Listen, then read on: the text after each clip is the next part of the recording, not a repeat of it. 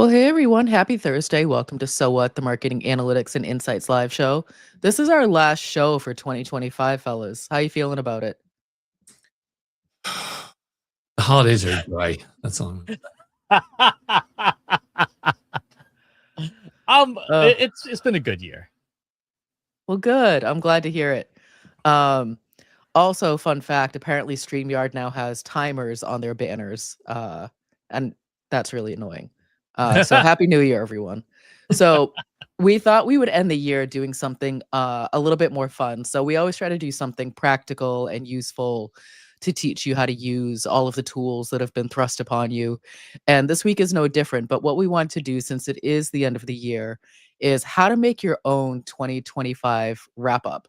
And so you can use what we're going to show you to here's everything we did this year. You can use it. I'm assuming there's a lot of different use cases where you can say, this is our end of quarter wrap up. This is my own personal career wrap up. But basically, you're seeing, Spotify and Apple and LinkedIn, and everybody has your year in X and what you did. Wouldn't it be great if you could build your own? So, Chris, where should we start today? The hardest part of this entire thing is the data, getting the data and getting it into some format that a machine is able to process. Once you have that, the tools to do a wrap up are actually pretty straightforward, and we'll show probably the easiest one for folks to get started with. But the hard part is, where's the data and what data do you want to use? In rehearsing for this episode, I did a version where I used some of Trust Insight's internal data to do an internal wrap up. And I'm like, I can't show any of this on the air because it has tons of confidential information. Like, oh, you won this client for this amount of money. I'm like, that's true. And we celebrated that. It was a good thing, but I can't show that on the air. So I said, well, we'll do the Analytics for Marketers Slack group, sort of a group-wide wrapped to see or end your year-end summary as a way to do that as an example, because that's safer data than it is our proprietary confidential information. So yeah, first part is you got to get the data. Now, if you are an admin of an environment like that, you can literally just go into the admin portal and hit export the year, and it will just give you a big file. And that's what we did. If you don't have that, then you need to figure out how you're going to get a hold of the data and what you want to use. Say if you wanted to do your own version of LinkedIn Wrapped with stuff that you actually cared about, you could go to LinkedIn, go to your settings and privacy, and say export my data, and then obviously go through the spreadsheets that are generated, bring all the stuff that's 2025 out, and then use that. You could, I don't know how good an idea this would be, but you could go into your email and put all of your emails for 2025 into a folder, export that, put that into a system, and here's the greatest hits of my inbox. Well, I mean, you're sort of like poking fun at it, but there are certain people that, think about like sales, for example, that your KPI is how much outreach did you do? And so if they're not tracking things in a system like a HubSpot or a Salesforce, that is a really good way to get your hands on that data. So think about the KPIs that you're being held to as an individual and where that data might live. So I think email is actually not a terrible use case. It's a matter of the context of what it is that you're looking for. Like, so for John, for example, like your whole role is making those connections and getting the contracts in the door and closing them. So looking at the emails that John has sent, I think is actually not a terrible, like, we're not actually going to do this, John, don't worry. But, it's not a terrible idea, because if we were a larger organization that we're not intimately aware of what we're all doing at all times, it would actually be a great way for John to present like, hey, here's everything I did. Look at all of the cold outreach I did, or look at all of the connections that I made. So therefore now, and it's a great way to sort of say like, hey, and now moving into the next year, here's what I want to make for money, and here are the goals that I want to set. So I just shot down your idea that it was a bad use case. It's not a great use case for something I would do on the air. Yeah. Yeah. And that's okay. But I think in general, when we talk about your own wrap up in general, but yes, on air, like I'm interested to see what you pulled for Trust Insights. privately. But yes, publicly, I agree. Yeah. And you're absolutely right. So a big thing that we do that for with emails is for client review. At the end of the month or end of the quarter, we'll export the client mailbox within our system and say, what did we do with this client? What were the greatest hits of the quarter? Particularly when you have clients who say on a regular and frequent basis, like, what have you done for me lately? And we can say, here's what's happened. So it's a great way to do that. So let's take a look at we'll walk through an example of how to do this. I will say that again, the data manipulation part is the hardest part. Everything else after that is easy. So we're going to use Slack, the Analytics for Marketers Slack group. When you go into Slack as an admin, you get a zip file. And when you open up that zip file into a folder, you get all of your Slack channels. And then you get a JSON file for every single day of every single channel. And so you get 1,731 files, all nice and neat, put together in one massive folder. This is kind of a pain.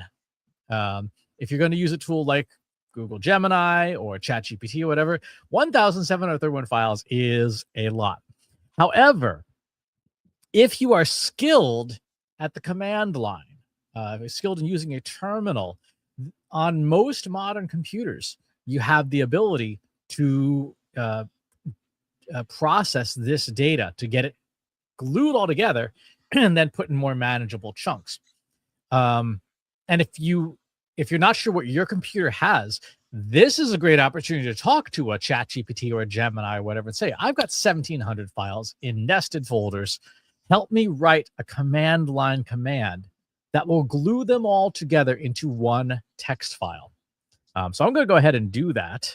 And we're going to say the input folder is AFM. The output folder is AFM.txt. And now I have one great big honkin' file. This thing is 27 megabytes of text. Y'all were real chatty this year. And if you want to join the conversation, you can go to our free Slack group at trustinsights.ai/analytics for marketers. It is a very chatty group, and it's something that I think that we really take pride on. It's a very engaged group. So I'm very happy to see that. Exactly. Now, here's the problem. If you try and load that file into just about anything, it is going to blow up. I'll give you an example. Let's go into Google AI Studio because you can see just how big that file is. If I just drag that text file in here, AI Studio is Google's developer AI portal. It allows you to have the same access to all the models that in the Gemini ecosystem. 8.7 million tokens. That exceeds the memory of Gemini. It can't process that. There's no AI model on the market that is generally accessible that can process that much information. So, as ridiculous as it sounds, we now need to take that big file and split it into smaller files, but fewer smaller files. We started with 1,700 files. Again, using the commands that are available built into your computer, we're going to say, let's split this into files of 20,000 lines each, which is about, for most plain text, it's going to be about 1 megabyte. We're going to take AFM text and we're going to, let's see, what is the command to do? Oh, the initial suffix .txt. So while Chris is doing that, I think it's a good opportunity to remind people that this is why you always want to do some semblance of requirements before you start exporting things and putting it into other systems. And so, Chris, one of the things I noticed that when you exported the data from Analytics for Marketers, it exported everything, every channel. I would argue that we wouldn't necessarily need to look at the data from every single channel. I know that there's a few channels in there that are for specific uses that we don't necessarily need to bring in. So, I think that that's why you would want to at least have a user story. So, as the admins of Analytics for Marketers, we want to know what the top conversations were for 2025 so that we know how to engage with our community in 2026, for example. Having some kind of requirements is going to help focus down the data that you're looking at, because we all have a lot of data. It can get really unwieldy. John, Mr. Chatterbox up here, probably has the most data of all of us. So we want to make sure that he's focusing down his conversations so that we can do justice for his 2025 wrap up. All right, so we end up with 35 files. Each file is about 800 kilobytes. That's a lot more manageable. 35 files is something that Gemini still can't handle because it's the same amount of text, but it's split up into pieces. So we would use a tool like Notebook LM. Notebook LM can handle that much data very, very easily. And so what I've done is I've gone ahead and put in all those files into Notebook LM. You can see they're all listed here as sources. And we start off by saying, I'll make this a little bit bigger. This corpus represents the Analytics for Marketers Slack group, a private community operated by Trust Insights. 4,500 marketers who have regular conversations about analytics, data science, and AI. Communities open to the public. We want to provide a summary of the top 10 most impactful conversation topics in the corpus in descending order. Impactful means that many members participate in the conversation, or conversation threads were unusually long. Show your results in a markdown list in descending order. So it goes through, processes all 27 megabytes of data and says, hey, your 3 topics are AI practicality and tooling, operational and strategic challenges, and non-work and fun conversations. Those are the big 3. For those who missed previous episodes of our live stream, you can go ahead and create media on the right-hand side. And the media those are great things to do things like slide decks and stuff. So a prompt for the slide deck might be something along the lines of, let me bring this into a new window here so we can see it. And make it bigger so that we're not going blind trying to read it. Say, make a top 10 topics of analytics for market Slack group slide deck using the Trust Insights brand standard guidelines. Count down the topics in reverse order from 10 to 1. Each slide should cover one topic. And then I actually pasted the output, because you can, so that you get exactly what you want as part of that prompt. So are you ready to see the wrapped for Analytics for Marketers, Katie? I am. All right, let's go into what analytics marketers really talk about, the top 10 things. AI practicality, tooling, operational challenges, community connection, of course, those are the things. Number 10, AI tools for content creation and adoption. 20 replies, 14 users. Evaluate the feasibility of local AI setups, sharing which models are best for which tasks, initial presentations, and structuring essential documents. Right? So that's number 10. Okay. Any reactions? No, I mean, it makes sense. Yeah, believable. Number 9, outdated sales and marketing tactics. Interruptive tactics like cold calling need to be tried. I remember that thread. Mm-hmm. In fact, John, this was something that you put in the rants channel. Yeah. This is like my weekly complaint post. So yeah, I'm fully unsurprised there. Number 8, non-AI marketing tactics. The irreplaceable value of direct, authentic conversations, listening first, things like that. I think this was one of your threads, Katie.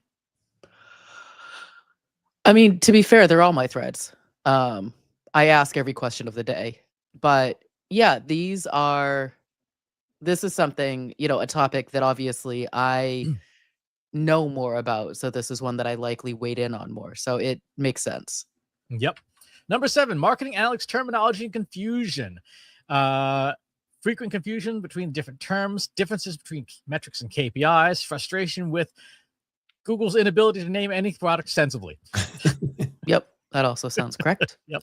That's like 2025. Like, it's gotten considered, like, it used to be bad, but this year is just like times 100 as far as like horribly named stuff. Yeah, they've just given up. All right. Number 6, frustrations and critiques of AI, concerns over hallucinations, complexity of model naming conventions like Quen 3235B, A22B thinking. Yeah, good job. And societal environmental impact of widespread AI adoption. We've heard a lot of our members have chimed in about that, which is a big topic in and of itself. It is. We could spend entire shows just on that. Mm-hmm. Number 5, technical SEO and large data corpus processing, leveraging tools like Notebook LM, technical tips for managing context windows, advanced techniques like vibe coding for exploratory research. Mm-hmm. It's been a minute since we've talked about vibe coding, but technical SEO, GEO, AEO, those are all very top of mind. So I'm not surprised. I'm going to keep saying it because it makes you disgusted. I have to find my joy where I can, Chris. Number 4, AI automation tooling and implementation challenges, workflows, automation, core technical problems, agent to agent, and tools like Opal and Claude's agents. Yeah. I mean, I'm definitely seeing a theme, and I'm sure it has a lot to do with the types of questions that we ask, because we want people to respond with their shared experience. And a lot of times, the shared experience is, I'm struggling with this thing. Can somebody help me do it? Or does anybody have their version that will help me? Exactly. Number 3, the Great Thanksgiving Side Dish Debate. So we did have a comment. None working fun. I thought the Friday question of the day would crush all other topics. We are seeing, I'm guessing it's the top 3. Because those, if you don't know, on Fridays, we always ask a non-work related question. So it's as, excuse me, as professionally as unhinged as we can get, while still sort of keeping it on the rails. And people in this community love to debate things about food specifically, which is hilarious. So if you want to ever join those, again, it's free to join. Trustinsights.ai/analytics for marketers. This community is very passionate, for good or ill, about their food. Exactly. It's not a real holiday meal if you can't argue passionately about the merits of green bean casserole. It's true. Which was a marketing trick.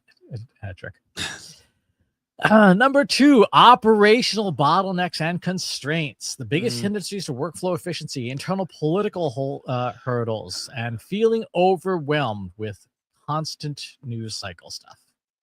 Makes sense. I love the quote about agile being way too rigid. That's awesome. I think that was actually, I think I said that. It's true. It is so funny. It was like the spirit of agile, but now there's people going around like, if you don't do it this way, it's wrong. You can't change agile. And we could certainly, that's another topic that we could, highly debate for a long time, but it is the true agile practice is very rigid, very rigid.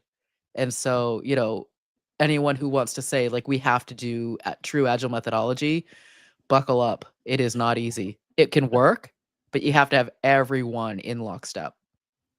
Exactly. And does anyone want to take a guess at what the number 1 topic of the year was? If it's Taco Bell, Kelsey is so fired. It is fast food fries. Close. I did. Well, that was the Taco Bell thread, I think.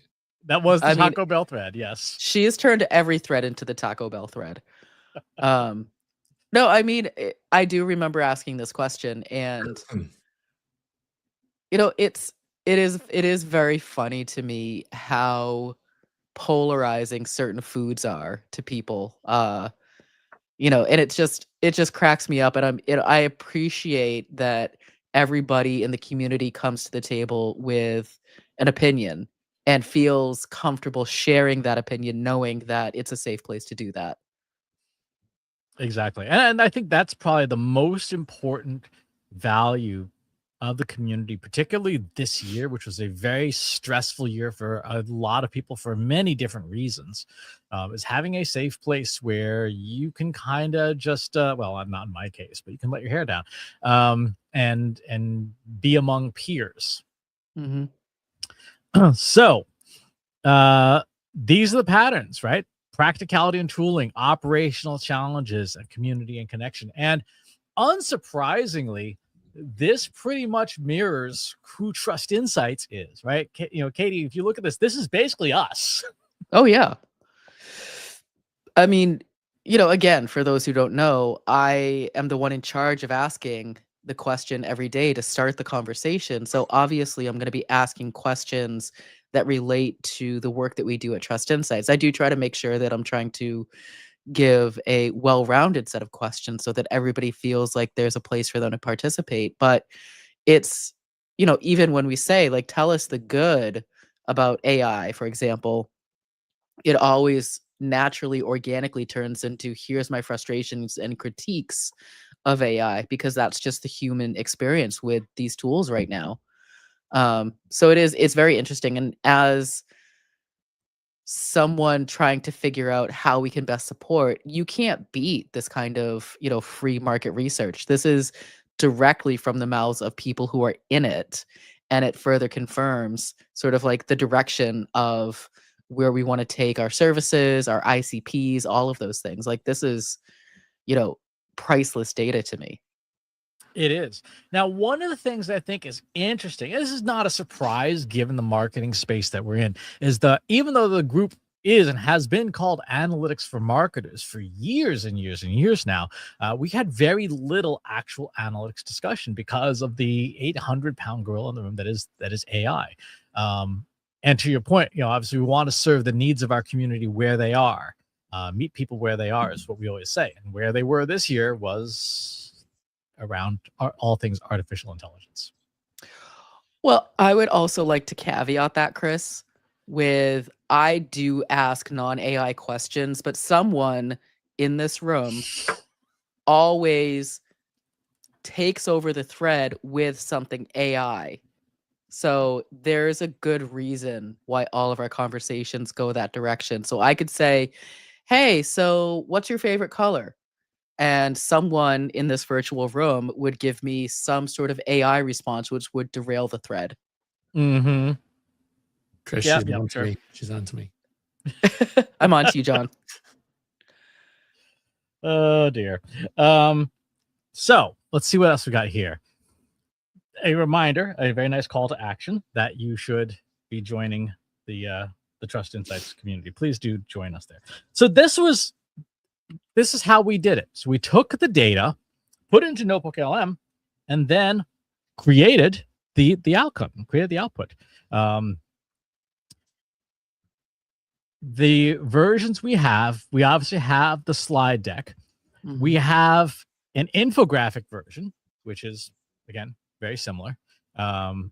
And you can also do the video explainers, right? So you have the video explainers that have all the top 10 community topics, exact same thing, same prompts that we used, but it's just generated across all the different modalities. So if you wanted to do your own 2025 year-end summary, this Notebook LM is the tool that I would recommend that you start with.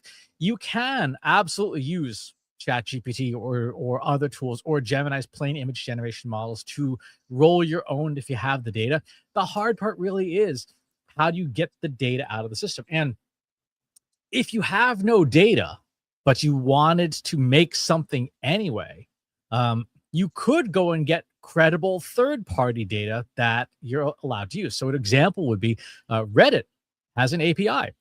You could, if you wanted to understand a topic, grab a subreddit's topic conversations for the last year and summarize that using the exact same setup to see. In fact, that's something that we do every quarter for ourselves and for our clients. We look at what are the top marketing topical discussion threads and AI discussion threads on Reddit to see where the community, the broader community is, where people who are not us, where their heads are at. I've actually used one of those notebooks and found it very helpful to understand people's opinions of the CEO or the C-suite in terms of where they're at with AI adoption. And it was nothing in the conversations surprised me. There's a lot of, people feeling like people in the C-suite are so detached from what's going on in the day-to-day, but it was nice to have the data to support that. Mm-hmm. Now, coming back to analytics for marketers, I can see a lot of other ways that you could be using this data. So if you run a community where, you want to promote engagement or you're looking for your ambassadors, you could probably ask questions of your notebook to say, like, who are the, top 25 most engaged community members, or, excluding the Friday questions of the day, which obviously skews the data because those tend to be more popular, or what are the non-AI topics that were sort of bubbling to the top, so that you could sort of look at it a lot of different ways, depending on what your outcome is. So for us, we can use that infographic as a social post to remind people, hey, this is a great place to come and have conversations. Here are the kinds of things we talk about. And then also, I guarantee our community members are going to be thrilled to see the kinds of things that they've been talking about all year. Thanksgiving side dishes. Mhm. Yeah, you absolutely mine this for all sorts of stuff. You could take, the top places people want to have a conference. I remember that discussion happened at one point. Whose general fast food is better if you just want to start fights repeatedly between Kelsey and everyone else. But we've also asked questions like, who are the people in your space that you would recommend that you follow? Like, who are the influencers? Who are the thought leaders? Like, all of that data, when you look at a community, it feels hard to pull out. But when you put it in a format like this, it's, here's the top influential voices, or here's who our community thinks are influential voices. And that's really useful for other people. Mhm. And Katie, since you were asking and asking and asking, I can't see what that says. it says the person I was most connected to this year is on this call with me. John. No, dummy.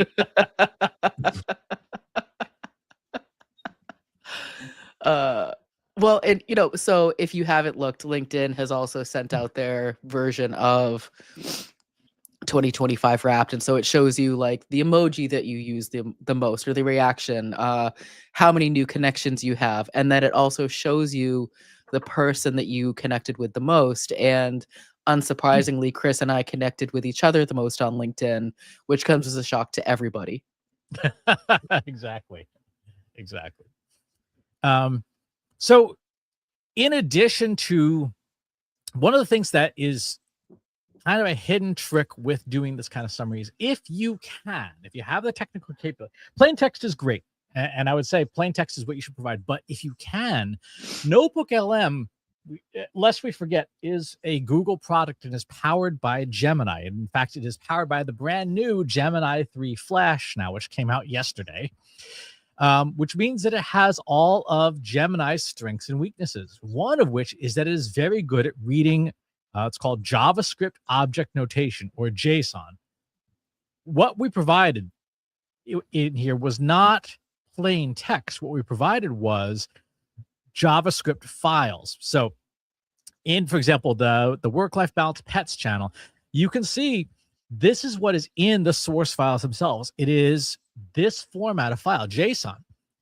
What that means is that a tool like Notebook LM can read this data with a good deal more accuracy, because it's like a spreadsheet, but in a version that it is capable of reading. We cover this, by the way, in our prompt engineering course and our generative AI use cases course. But JSON is easy for Gemini to read and understand, and it does a better job of doing basic operations like tabulating. They're saying, hey, here's who said this, because it's structured data. And so if you're going to do these kinds of wrap up things for yourself, do remember, if you can, provide it in that format, because it will do great with it. So could you export data and then bring it into like a Google Colab and say, can you transform this into a JSON file for me? Yes, and you can even do that in just like regular Gemini, as long as the files doesn't exceed the size of what it can work with. It will actually speak that language well. So John, to give you more stuff to do, because that's one of my favorite parts of the live stream, is adding to your to-do list, is, when are we going to see the, top marketing over coffee conversations of 2025, or the topics that you covered? Because that's something that I think would be useful. I would imagine that, much like with our analytics for marketers community, the conversation tends to skew towards AI. Do you feel that that's true of the interviews that you've done for marketing over coffee this year? No, but the thing with the marketing over coffee stuff is always that, because I've more than a number of times we've tried to do quarterly reviews or annually reviews. And the problem we have is more than half the content, like close to 70% of the content, is so topical that it's stale within 3 months or less. So there's just the amount of reuse is astonishingly small. I think at one point I did like 3 years of material, and less than 20% of it was even relevant anymore. So much of it was expired and just complaining about MySpace and stuff like that. So there was nowhere to go with it. But yeah, I don't know. That's a good question. Yeah, the marketing over coffee wrap up, it would pretty much just be Libsyn stats of like, okay, here's the interviews that did well, here's the shows, the episodes that hit. But even that is really weird too, because I don't know, there's just so many things that happen where once in a while a show or an episode will get picked up in some random channel and it'll get a ton of action. And it really even has nothing to do with the content. It's just something that managed to get picked up and be promoted, and we see lift across the board. But yeah, coming up with like this was the best 5 things of the year is definitely a challenge. There's not a lot of data as far as listening patterns and things like that. So yeah. Oh, well, and here's the most important one is I did one year decide to do like an outtakes and funny clips episode, just like take everything. It took so damn long that I was just like, I am never doing this ever again. Like this is completely, if I want to, make this 500 times the work it needs to be. I guess that's something, if I had all kinds of hours over the holiday, load up 50 episodes and just have it pick the 5 funniest clips. But again, it's the same deal. Like I would be relying on AI's opinion of what's funny. I don't have people clicking the laugh button if I was like Instagram Live or something like that. So it's, I don't know, it's a rough problem to crack.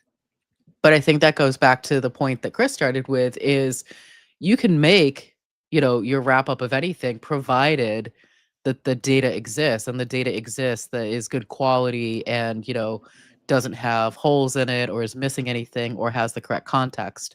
I mean, that's really the core of anything is, does the data even exist? Yep. So how would you go and get that? Because here's a funny thing. Notebook LM supports MP3s. Like you don't need to transcribe them. You can actually go and get MP3s files. So how would you go and do that? Yeah, again, it's not about the MP3 as much as it is the audience feedback, comments made, or, like there's no way we can track people laughing in their car as they're driving around, like that's the real take. And then the other one is, none of the sponsors want any of their data out there. Like that's another chunk of relevant data is like, how many leads did you get? How many clicks did you get? All that stuff. And of course, nobody is going to share any of that stuff. But if you were just to sort of like at a high level say, these were the top 5 topics discussed on marketing over coffee, you do have the data. And I hear what you're saying about the topics sort of our place and time. But I know when you and Chris record marketing over coffee, and by the way, for anyone who's interested, you can, where is it? You can subscribe at marketingovercoffee.com. Podcast hosted by these 2 fellows here has been going on for what feels like forever. You're entering into your 19th year? Yes. Yeah. 2,308 years. We actually predate Jesus. But it's a lot. It's a long running podcast for a really good reason. And so if you were to pull like, here are the top 5 topics, that Chris and I talked about, for example, it's probably something to do with equipment, headphones, whatever the newest earbuds are, probably something to do with AI in the news, and then some books. That would be my guess. Yeah, that's it. That would be interesting. That would be worth doing. You just grab the shows and just say, hey, what are the percentages of topics? Like what was the breakdown this year? Yeah, and I'd be interested in other demos on the authors and stuff like that too. Like how many women guests were there? How many male? How many books? How many vendors? That kind of stuff. That's all interesting. So let's talk through this because I think it would be interesting. So one of the things that is unique about marketing over coffee is that John has a really sensible file naming system. The name of the show every week is exactly the same except for the show number. right? So you could say, if this week's episode, if you look at it, is MOC 898, and the previous week's episode number is MOC 897. So if I were to go to Google's Gemini, I could say something like, hey, create a list of URLs that decrement by episode number. Start here from 898, decrement by 1, go to 897, and show me the last 52 of these. So it went back and creates that list. Now, if we remember, Terminal is one of those things that if you're good at it, you can make your life a lot easier. There is a terminal-based utility called wget. Wget is basically a browserless browser that can go and fetch a file. So if I give it 50 some odd episodes of Marketing Over Coffee to download to my hard drive, which I did, I have all of these episodes. Like I said, Notebook LM supports MP3s. So I just drag all those MP3s in here. And now we can say, what were the top 5 topics that Christopher Penn and John Wall talked about in 2025, which is the corpus that I have provided? List the topics by frequency in descending order. And let's see what we talked about this year. So I'm going some kind of audio is number 1. So in the time that you and Katie were talking about this, we were able to figure out the file. I knew the file structure because John is extremely organized, which we love, and be able to execute this. I did not have this pre-baked. So we have generative AI, large language models, and AI strategy, frequent discussion to get across nearly all episodes, gear, hardware, and consumer technology. There you go, Katie. Yeah. Nerd tech. Exactly. Events, conferences, and travel, economic, geopolitical, and market issues. Boy, they got to get an earful in the Christmas episode. And social media platforms and algorithm changes. So those are the top 5 topics that you and I, John, discussed. Which I think that's a really helpful, pull of information, because that's now something that John can use to promote the show. Like, hey, if you're interested in these things, here's what we talk about. Here's, what Chris and John talk about on a weekly basis that can become an infographic. Exactly. So I can actually cue that up there as an infographic.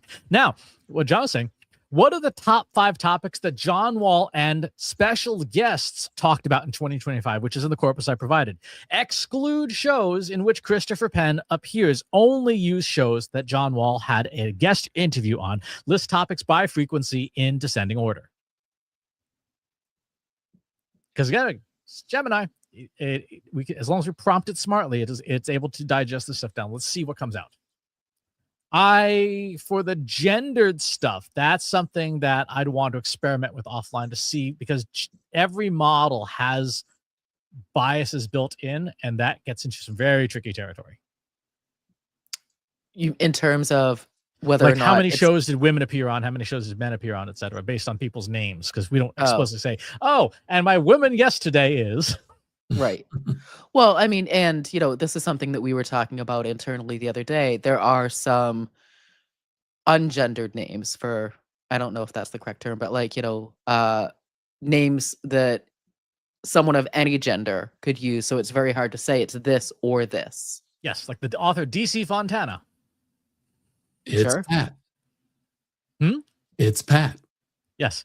Top 5 shows talk about exclude shows Christopher Penn, generative AI implementation strategy, marketing strategy, branding and consumer behavior, social media management platforms, operational technology, software development, social and cultural integrity. I mean, that's also a good promo for, if you want to pitch your person to speak on Marketing Over Coffee, here's the things that are covered. Yeah. Be prepared to have a point of view. It definitely reflects our, like, nothing is too nerdy or too tactical for this show. Like where this is all deep dive stuff. People outside of marketing are just like, what is this? Except for that doofus this morning that sent us the pitch, like, hey, as a fellow spa owner, I'm like, what? Oh, I didn't get that one. That's another fellow spa. Let's take a look at the infographic and see what it came up. Ah, there you go. Top 5 topics. I didn't even have the coffee cup in the middle. It's actually, in terms of infographics, John, that's not bad. I hope to see that on social. No, I love number 4 too, because that was like one of the things that we laughed at. Remember all the way back when we had AI generate images of gear, and it would just like make these bizarre things with wires sticking out of it. Like you didn't even know what the hell it was, but that's clearly a drone and an Apple Watch and a mic and headphones. Like we've nailed it. Yep.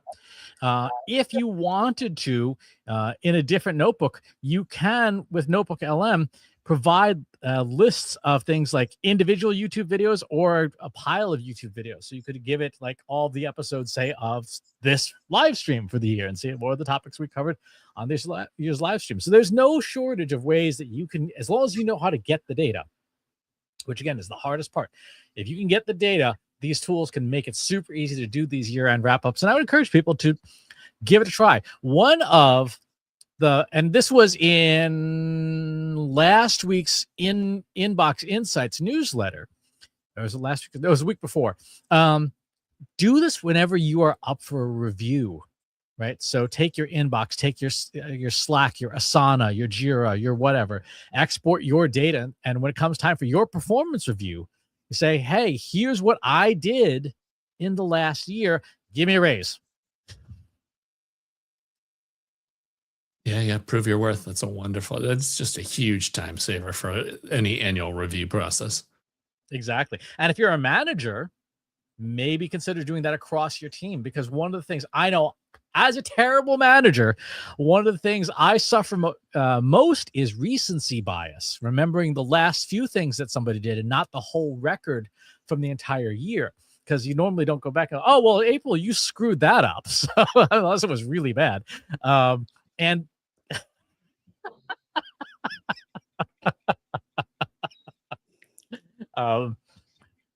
but if you are a manager, it can help you overcome your own recency bias to say, oh yeah, this is what this person did for the whole year, not just the last 2 weeks, which is all I can remember.